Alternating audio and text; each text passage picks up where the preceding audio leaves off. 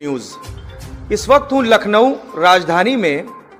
पिछले काफ़ी दिनों से लगातार सोशल मीडिया पर एक वीडियो वायरल हो रहा है, क्योंकि आपने देखा है कि उस थप्पड़बाज लड़की ने जिस कदर उस कैब ड्राइवर को ताबड़तोड़ 22 थप्पड़ मारे हैं, तो कहीं ना कहीं उस लड़की ने कानून को हाथ में ले लिया है। हमारे सामने है शहादत अली के बड़े भाई और शहादत अली के वकील साहब। नमस्कार सर। हमने तो मुकदमा कर ही दिया है जी। अब वो तो पुलिस का काम है, क्या उसके अंदर गिरफ्तारी है क्या नहीं है, वो तो उनका काम है ना जी। बिल्कुल। जिस तरीके से उनकी इज्जत और आबरू से खेला गया है शहादत भाई के, तो कहीं ना कहीं इस कानून में जिस तरीके से उसने उल्लंघन किया है कानून का, तो उसको सजा मिलनी चाहिए। लेकिन मामला अब उसको मानसिक रूप से रोगी बताया जा रहा है। इस पे आपकी क्या प्रतिक्रिया है? अब वो तो पुलिस इन्वेस्टिगेशन करके खुद ही अपना वो करेगी कि जो मानसिक रूप से है भी कि नहीं है जी। वकील साहब, इसमें क्या क्या हुआ आगे और क्या क्या होना बाकी है? सर, इसमें अभी तक के तो हमारे खिलाफ सारी चीज़ें हुई हैं, और जब इनको छुड़ा के वहाँ से लेके आए सहायक पुलिस आयुक्त कल्ली पश्चिम से, तो उसके बाद IGRS के माध्यम से और जनता और जो आपकी मीडिया के माध्यम से ये उजागर हुआ मामला और FIR लॉन्च करी गई उस लड़की के खिलाफ। और मैं आपको ये बताना चाहूँगा, अगर उसका मानसिक रूप से चित विकृत है तो मैं ये बताना चाहता हूँ तो उनको पागल खाने भेजिए। अगर वो सही है, मानसिक रूप से स्वस्थ हैं, तो इनको फिर जेल भेजिए। मेरी बस यही एक डिमांड है सरकार से। ठीक है। कौन कौन धाराओं में उनको मुकदमा पंजीकृत किया गया है? सर, 394 और 427। 427 IPC सेक्शन ये कहता है कि यदि 50,000 रुपये से ज़्यादा की संपत्ति का नुकसान होता है तो उसमें ये सेक्शन मूव होता है, जो कि बेलेबल ऑफेंस है। और 394 नॉन बेलेबल ऑफेंस है, जिसमें सुप्रीम कोर्ट द्वारा ये कहा गया है कि यदि 7 साल से ऊपर की सज़ा का प्रावधान है तो उसमें अरेस्टिंग की पावर है। और लास्ट में एक पैरे में ये कहा गया है इंडियन पेनल कोड के सेक्शन में, either description for a terms which में एक्सटेंड टू 10 ईयर, तो उसमें 10 साल की सज़ा का प्रावधान है। यदि सर आप खुद बताइए कि अगर मेरे ऊपर सेक्शन लगता तो पुलिस आज हमारे घर पे पहुंच के दबिश दे रही होती। अगर हम ना मिलते तो मेरे पेरेंट्स को परेशान करती, मेरे भाइयों को परेशान करती, कहीं ना कहीं हमको अपने पास बुला ज़रूर लेती। क्या आपकी नौकरी भी चली जाती? जी बिल्कुल बिल्कुल सर। क्या क्या नुकसान हुआ है उस गाड़ी में और कितने पैसे अमाउंट का नुकसान हुआ? जैसे कि कहा गया कि मोबाइल भी तोड़ा गया, मिरर भी तोड़ा गया, 600 रुपए भी छिना है। कितने नुकसान हुए? सर, अभी इसमें जांच चल रही है, जो कि अभी टेक्निकल मुआयना होना है, जो इसमें आयु बंतरा थाने के हैं। अब वो तो बताएंगे टेक्निकल मुआयने में क्या क्या चीज़ें डैमेजेस हुई हैं। और वैसे शहादत अली के माध्यम से ये पता चला था कि वो बता रहे थे कि 50-60 हज़ार रुपए का अप्रॉक्स नुकसान हुआ है टोटल ओवरऑल उनका। ठीक है। आपने कहा बंतरा थाना, लेकिन मामला तो कृष्णा नगर थाने का था। सर, मामला कृष्णा नगर थाने का था, पर निष्पक्ष जांच करने के लिए वहां पर जांच सौंप दी गई, चूँकि 3 वहां पर ऑफिसर्स सस्पेंड हो गए, लाइन हाजिर हो गए हैं। वो सर इसलिए हुए हैं कि उन्होंने अपना कार्य जो है ईमानदारी से ना करा, इसलिए। मामला तो कोर बहुत सी वीडियो में ये जाहिर हो रहा था कि उन्होंने 10,000 रुपए रिश्वत लिए, जैसे कि शहादत अली ने और वीडियो में अपने बयान में कहा गया है। सर, मैं आपको बता दूं कि जब मैं सहायक पुलिस आयुक्त साहब के कार्यालय से वापस लौट के थाने आया, जो इनकी गाड़ी को वहां पर कस्टडी में ले लिया था, और उस इनकी गाड़ी को, ओला को, जो गाड़ी है इनकी वैगनार, जिसका नंबर है UP 32 NH 4820, तो उस गाड़ी को इन्होंने रोक रखा था थाने पे। ना कि वो केस प्रॉपर्टी बनाई गई थी मुकदमे में, और ना ही वो जामा तलाशी में रोकी गई थी, वो उन्होंने ऐसी रख ली थी।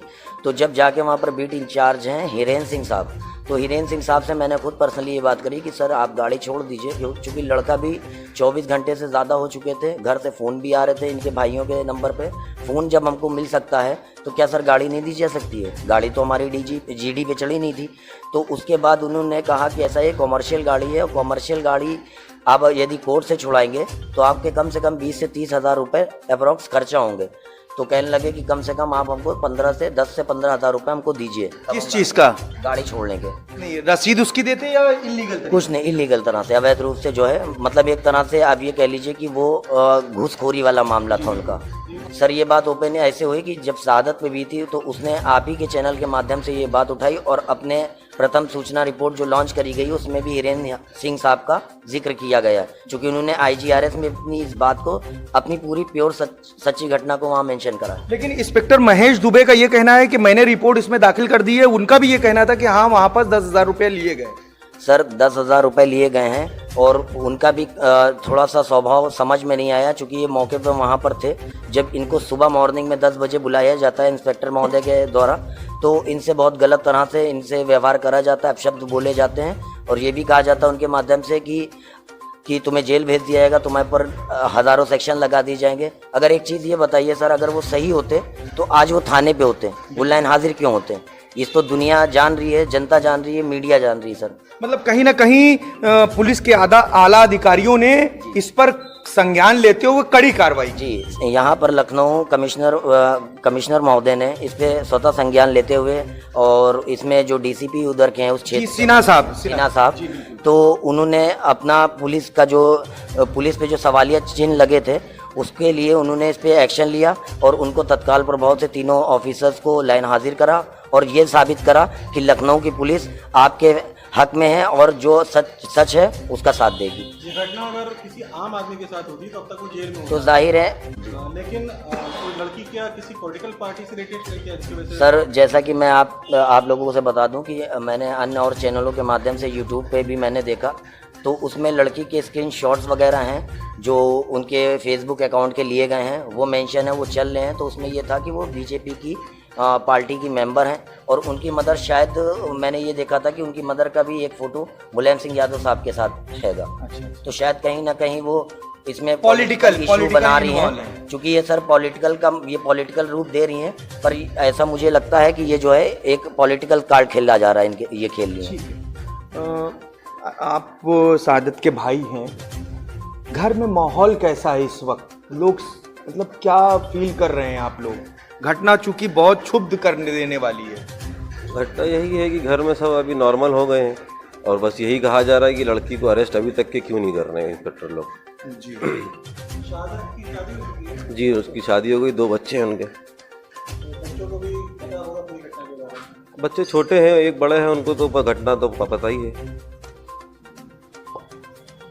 कहीं ना कहीं जो मानव का हनन जैसे कह दें कि किसी भी इंसान का उसकी इज्जत के साथ खिलवाड़ करना, तो क्या आपको लगता नहीं है कि तरीके की बात करने से या फिर जिस तरीके से उस प्रियदर्शनी नारायण ने जिस तरीके से वहाँ पास वो रूप दाग किया और मारा, और उसके बीच बचाव में एक लड़का और आता है जो छुटाने के लिए उसको भी मारा, तो आपको लगता नहीं है कि वो लड़की होने का फायदा उसने उठाया?